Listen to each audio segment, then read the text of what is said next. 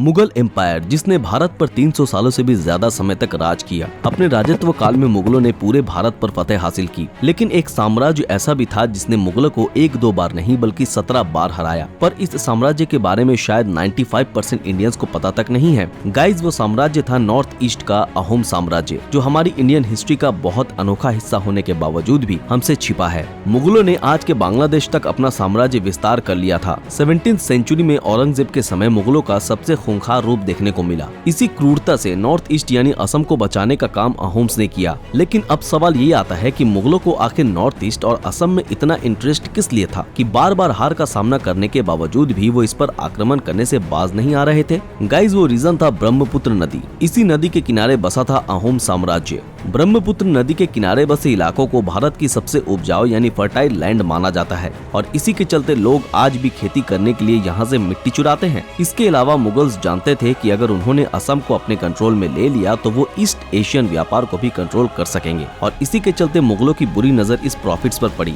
इन्हीं सब लालच के वश में आकर मुगल्स 1615 से 1682 तक यानी 67 सालों तक लगातार असम पर हमला करते गए और अहोम्स हर बार उनका डटकर मुकाबला करते। लेकिन 1667 में अहोम्स मुगलों से हार गए। इस हार के बाद अहोम्स ने गुवाहाटी पर से अपना कंट्रोल खो दिया। इसके अलावा उन्हें मुगलों को अपने खजाने से 3 लाख रुपए देने पड़े। सिर्फ इतना ही नहीं, मुगलों ने अहोम्स के 2 रानियों को भी बंदी बना लिया। लेकिन आप ये मत सोचिए कि अहोम्स का अंत यही हो गया। जी नहीं, अभी अहोम्स का स्वर्ण युग आना बाकी था और ये शुरू हुआ 1671 में हुए सरायघाट युद्ध के बाद से। इस युद्ध में अहोम्स के लीडर थे लचित बोरफुकान, जिन्हें आज भी भारत के ग्रेटेस्ट लीडर्स में से एक माना जाता है, जिन्होंने सरायघाट के युद्ध में मुगलों को धूल चटा दी और उनसे गुवाहाटी को वापस जीत लिया। लेकिन उन्होंने इस जीत का जश्न नहीं मनाया क्योंकि वे जानते थे कि मुगल्स इस हार को इतने हल्के में नहीं लेंगे और वो वापस जरूर आएंगे। इसी चीज को ध्यान में रखते हुए लचित बोरफुकान ने जवाबी हमले का मास्टर प्लान बनाया और उनका अंदाजा सही निकला। मुगलों ने फिर से असम पर हमला किया और इस बार मुगल्स 5000 बंदूकें, 15000 तीरंदाज, 30,000 पैदल सेना और 1000 से भी ज्यादा तोपों के साथ असम पर हमला करने पहुंचे।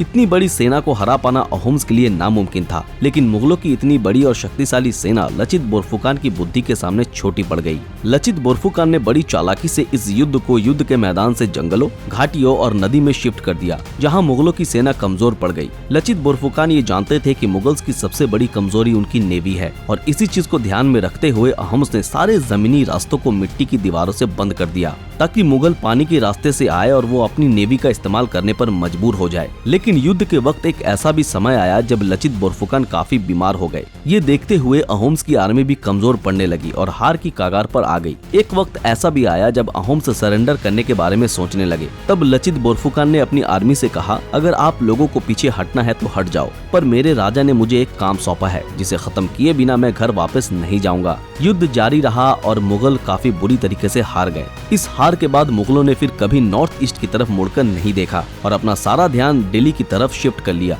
क्योंकि मुगल्स अब तक ये समझ चुके थे कि अहोम्स की सेना छोटी जरूर है पर कमजोर बिल्कुल भी नहीं। हर साल 24 नवंबर को असम में लचित बोरफुकान जैसे महान लीडर की महानता को काफी धूमधाम से मनाया जाता है। यहाँ तक कि एनडीए की बेस्ट कैडेट को जिस गोल्ड मेडल से नवाजा जाता है उस पर किसी ग्रेट वॉरियर लचित बोरफुकान का नाम लिखा होता है। हमारे इतिहास ने भले ही इस ग्रेटेस्ट लीडर को भुला दिया हो, लेकिन हमारी आर्म्ड फोर्स उन्हें नहीं भूली। अब आप सोच रहे होंगे कि इस समय के सारे राजा महाराजा तो एक जैसे ही होते थे, उन्हें तो बस भारत पर उनके लोगों पर राज करना था। लेकिन नहीं, अहोम्स सबसे अलग थे। अहोम्स म्यांमार से आए थे और उनकी खास बात ये थी कि वे अपने राज्य में हर धर्म, हर कल्चर के लोगों को खुलकर जीने का मौका देते थे। अहोम्स ने भारत आकर यहाँ के कल्चर को अपनाया और लोगों के मन में अपनी एक अलग पहचान छोड़ी और यही थी उनकी सबसे बड़ी गलती, क्योंकि इतिहास की बुरी बात है कि वो सिर्फ बुरे और क्रूर शासकों को ही याद रखता है, अच्छे और नेक राजाओं को नहीं। अगर आप इंडियन हिस्ट्री को खंगाले तो आपको सिर्फ मुगलों की कहानी ही भर भर के मिलेगी। न जाने हमारे देश में अहोम्स जैसे और कितने ऐसे राजा थे जिनके बारे में हम कभी जान भी नहीं पाएंगे।